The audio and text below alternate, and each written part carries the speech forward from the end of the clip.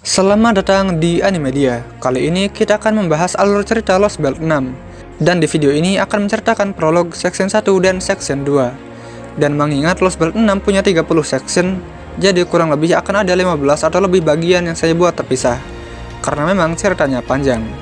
BTW, saya akan bercerita menggunakan sudut pandang pihak ketiga, dan kalian mungkin akan menemukan perkataan saya terlalu cepat di beberapa titik atau bahkan semuanya. Tapi saya harap kalian masih mengerti ceritanya dan enjoy, sementara saya terus berusaha menyesuaikan intonasinya. Mari kita menjelajah ke salah satu dunia Fate series. 許されよ許されよ我の罪を許されよ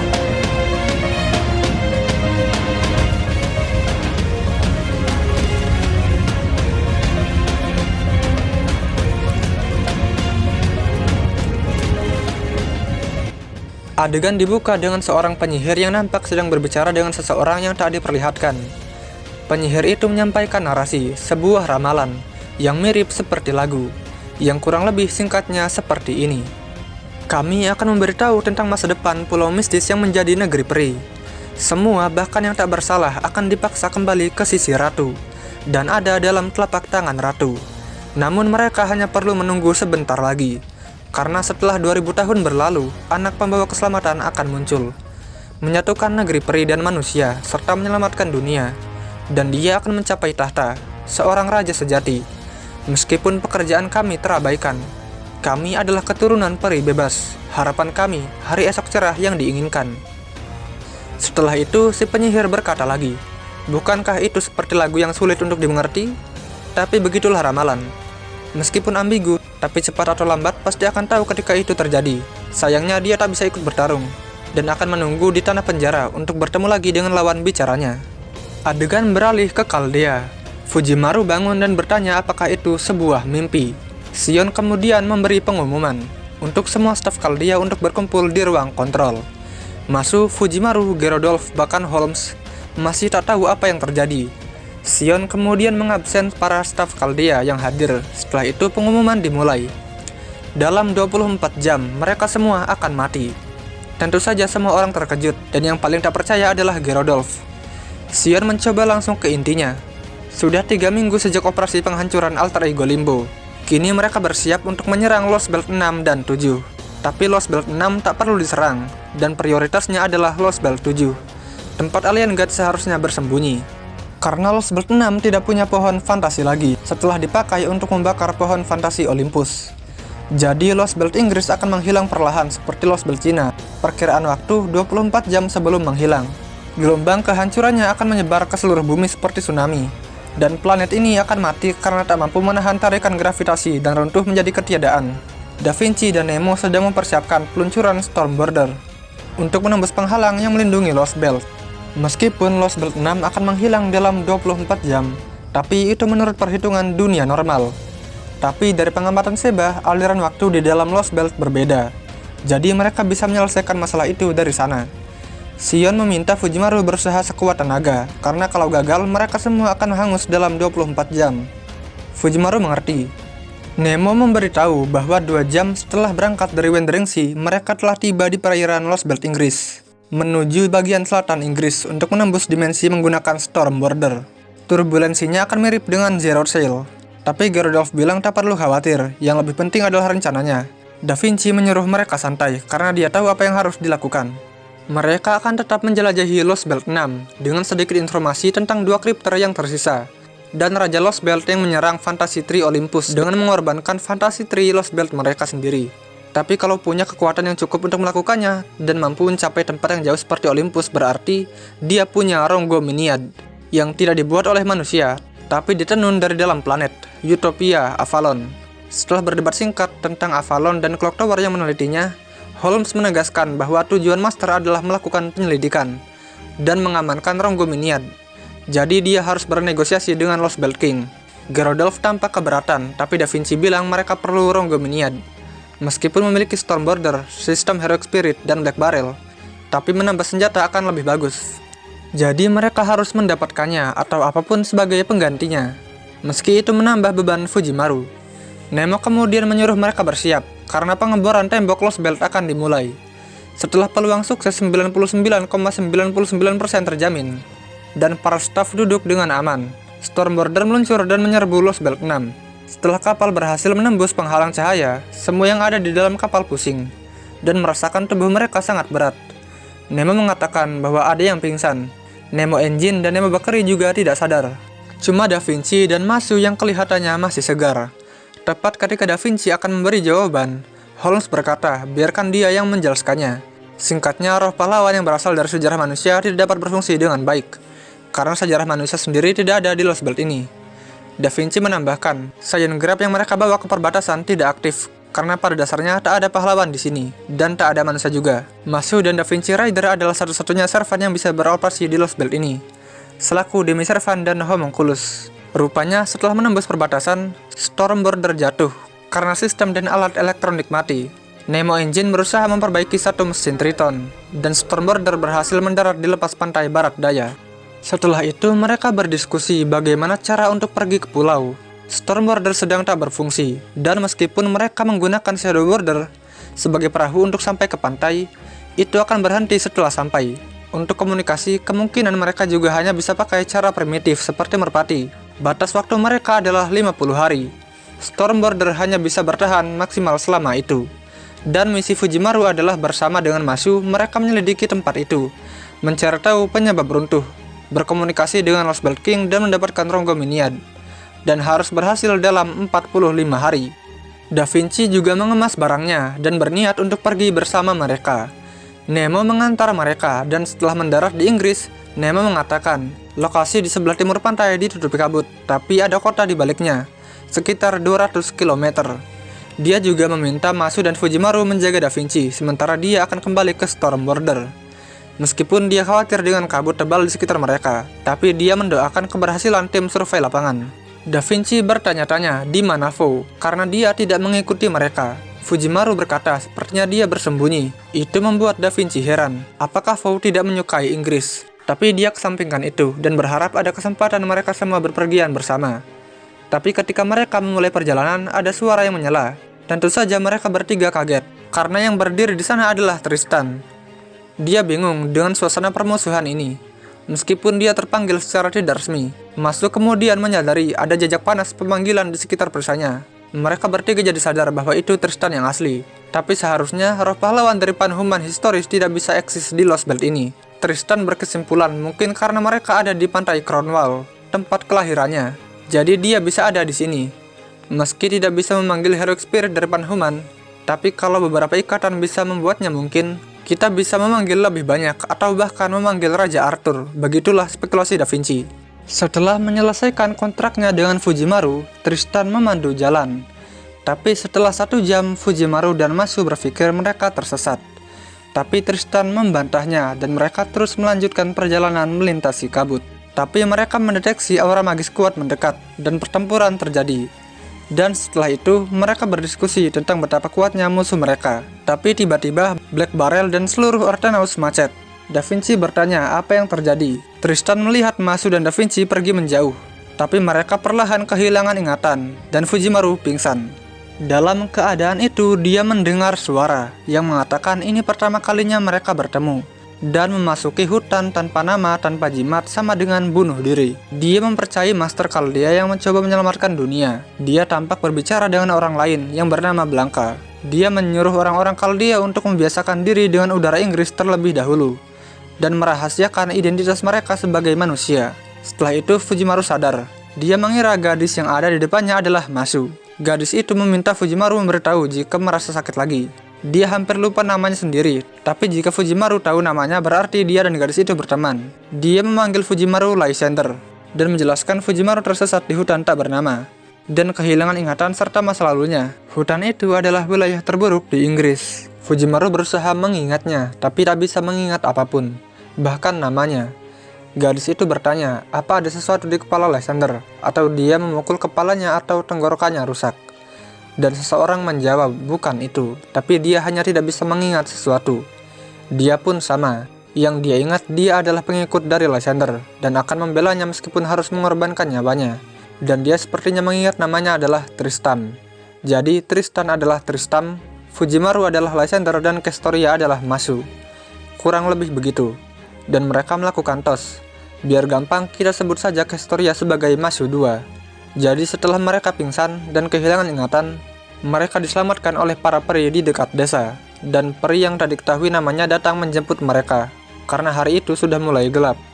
Masu 2 kemudian meminta peri itu pergi dan dia sendiri yang akan menjelaskan pada yang lain bahwa dia memanggil mereka. Setelah itu mereka bertiga keluar, dan banyak makhluk seperti peri yang mempertanyakan siapa sebenarnya mereka, dan dari mana mereka berasal. Tapi Masu 2 mengatakan mereka tak ingat apapun kecuali nama mereka. Orang-orang di desa jadi senang, karena berarti akan ada lebih banyak orang di desa, dan mengucapkan selamat datang di Crownwall, dan mereka mengadakan pesta. Setelah selesai makan, mereka bertiga diskusi lagi. Ternyata para peri sangat baik, tapi masih tidak ingat apapun. Kemudian orang-orang di desa menyuruh mereka tidur karena hari sudah mulai gelap dan perjamuan selesai. Sebelum tidur mereka melanjutkan percakapan mereka. Masu 2 menjelaskan, negeri ini adalah negeri peri. Untuk jenis peri ingat saja klan besar. Klan angin, bumi, fang, sayap, cermin, dan raja. Setelah penjelasan singkat tentang detail klan, Fujimaru bertanya tentang klan raja. Masu 2 menjelaskan bahwa mereka tidak berguna dan penyebab semua konflik di Inggris. Tristan sendiri tampak ketakutan. Dia bisa merasakan kekuatan para peri itu, bahkan peri yang mengantar mereka ke kamar melebihi kekuatan mereka. Kalau mereka mau, mereka bertiga bisa dibunuh. Masu 2 bilang tak perlu khawatir. Dia tak merasakan permusuhan dari para peri itu, dan biasanya para peri akan berdiskusi untuk memecahkan masalah. Kemudian terdengar pengumuman dari luar. Intinya, waktu bersenang-senang sudah selesai, dan waktunya matikan lampu, kemudian tidur. Fujimaru mengucapkan selamat tidur, tapi memotong nama Masu. Masu 2 bertanya kenapa, sebelum menyadari itu adalah nama yang penting bagi Fujimaru, jadi tak bisa asal mengatakannya. Esok paginya, peri yang tak disebutkan namanya datang dan mengajak mereka keliling desa. Dia bercerita setelah penguasa peri Crownwall digulingkan oleh kesatria peri, kutukan penguasa itu menyebabkan orang-orang yang memasuki hutan kehilangan ingatan dan menjadi tempat terlarang dan dibenci di Inggris, dan merupakan tempat bagi mereka yang menyerah dan ingin semuanya berakhir. Setelah beberapa percakapan singkat, Masu 2 bertanya cara untuk keluar hutan. Peri itu bertanya apakah mereka akan meninggalkan hutan, tapi Masu 2 menjawab tidak, hanya akan mempertimbangkannya.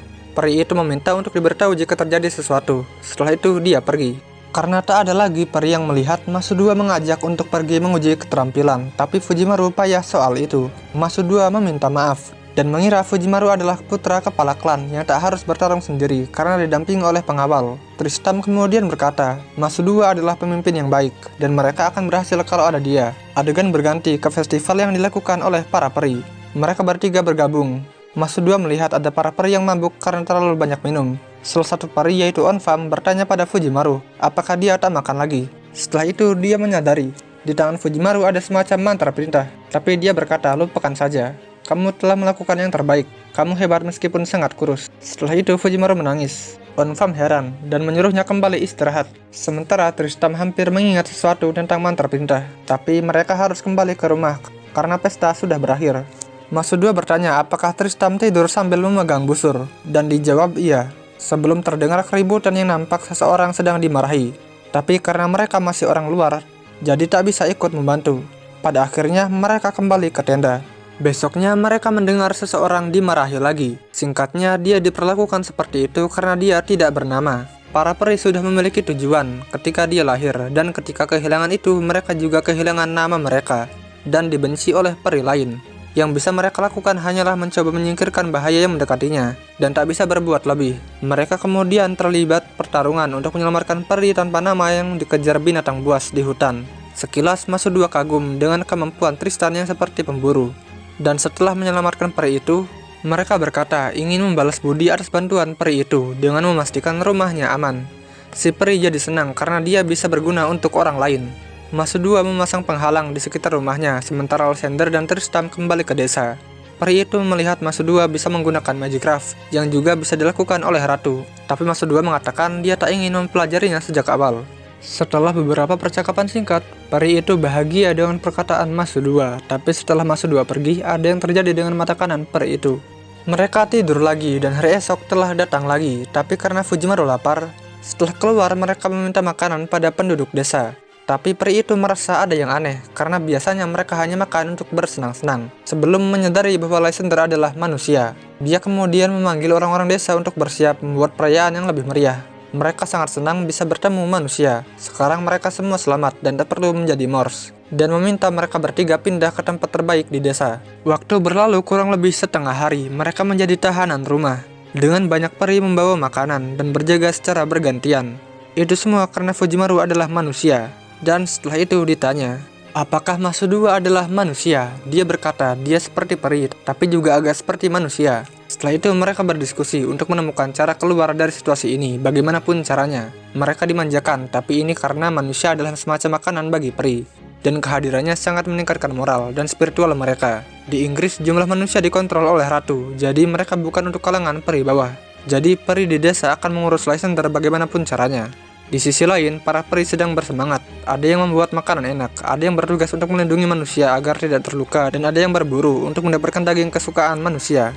Pada akhirnya, karena hanya ada 2 manusia, mereka bertarung satu sama lain untuk mendapatkan mereka. Sementara dari dalam ruangan, mereka mendengar suara pertarungan para peri.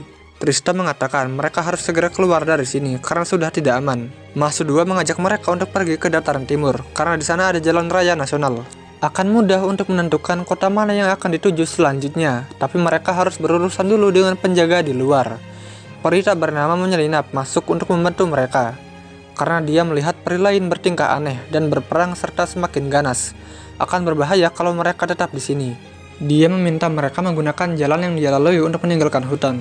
Masu 2 menyuruh Tristan untuk tidak menggunakan harapannya agar tidak ketahuan. Di sisi lain, ada peri yang mendengarkan suara dari tenda dan berniat memotong kaki mereka agar tidak melarikan diri. Tanpa pilihan lain, mereka berempat bergegas pergi. Tristan kemudian meminta mereka pergi lebih dulu, sementara dia akan mengurus bagian belakang. Setelah berlari, mereka mengecek keadaan. 2 peri yang mengejarnya tampak tersesat di bukit pertama, dan tersisa 3 bukit lagi untuk sampai ke dataran tengah. Setelah berlari lagi, mereka hampir meninggalkan hutan, dan mereka akan sampai setelah melewati lereng di depan. Tapi ada yang aneh dengan tubuh peri tak bernama itu. Dalam sekejap, dia sudah bukan peri lagi dan berubah menjadi Morse. Pertarungan pun dimulai. Dan setelah itu, Morse yang masih punya tenaga dikalahkan oleh seorang peri yang baru lewat. Masu 2 seakan mengenal orang itu. Dia memperkenalkan dirinya sebagai Oberon, Raja Peri. Dan dia datang untuk bertemu Fujimaru. Seketika mereka jadi ingat masa lalu dan nama mereka. Dan gadis yang bersamanya bukan Masu.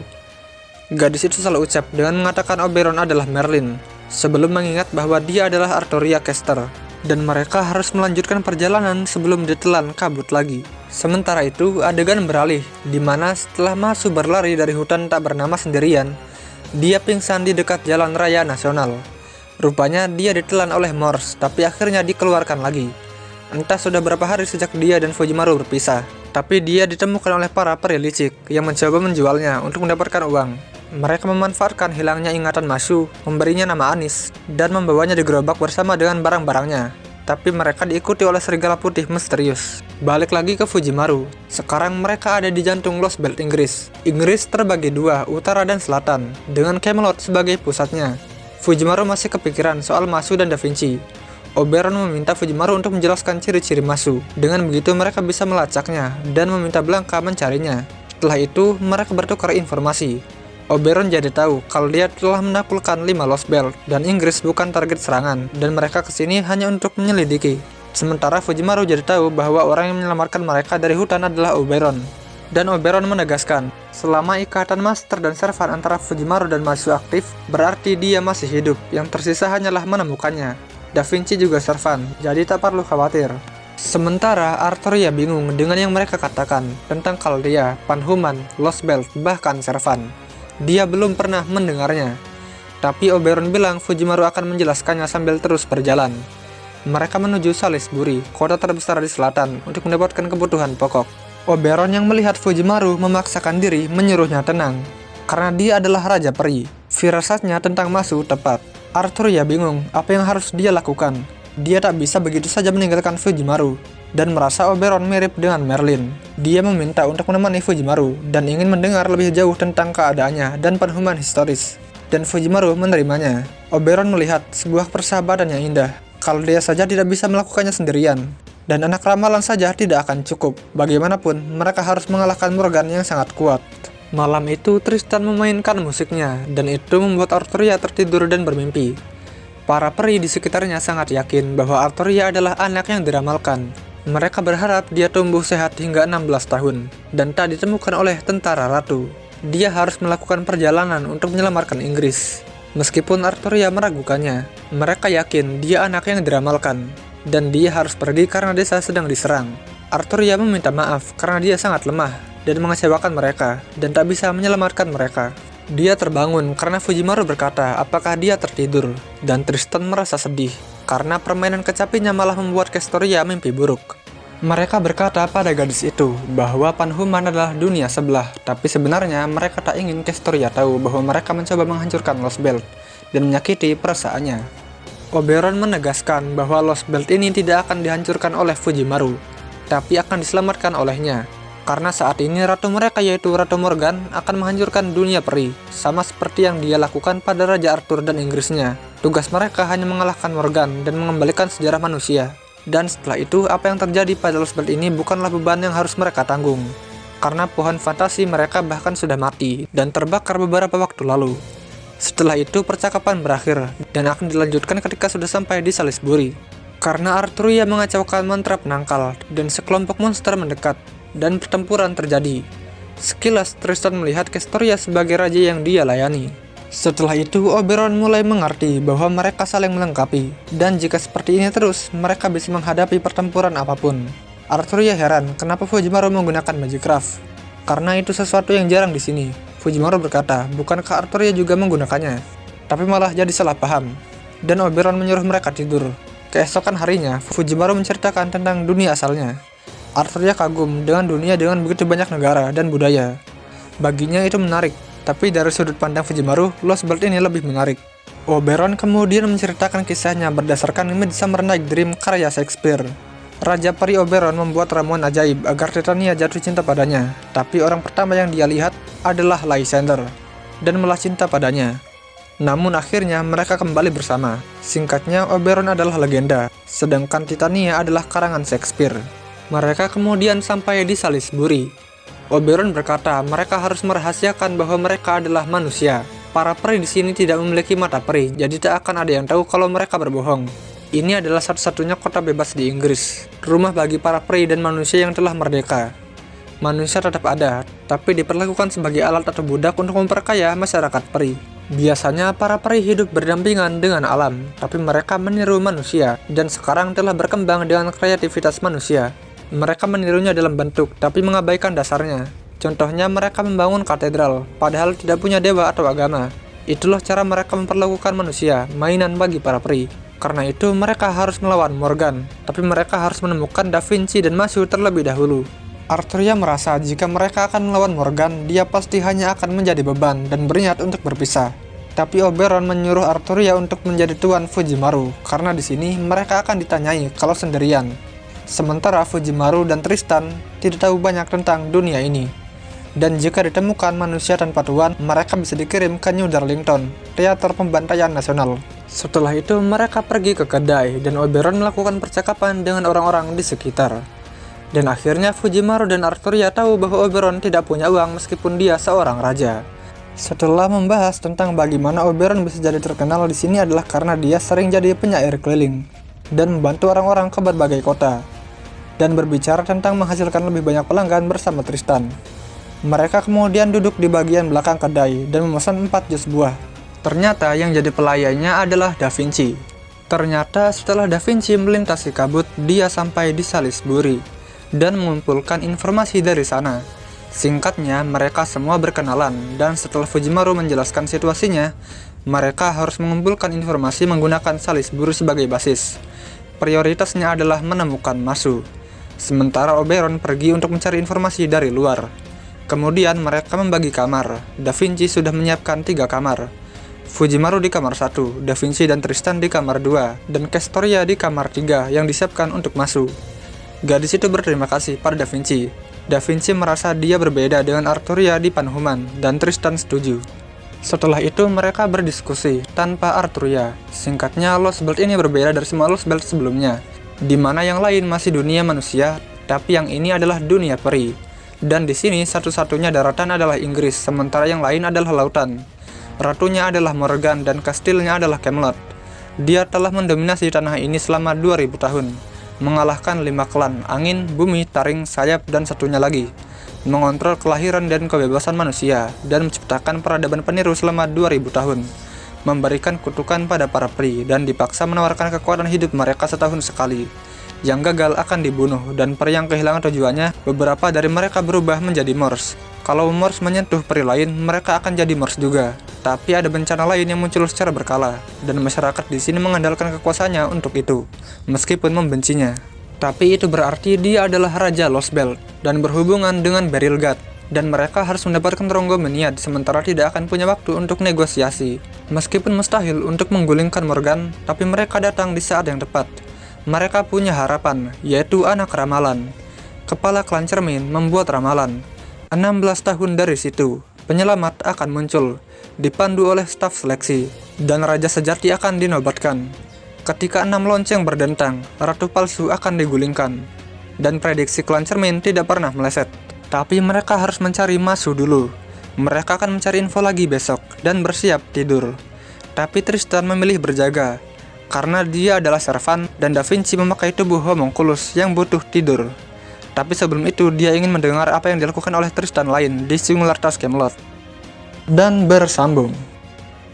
Like jika suka video ini. Jika ada saran, masukan, rek, atau apapun silahkan komentar dan subscribe bila perlu. Bye bye.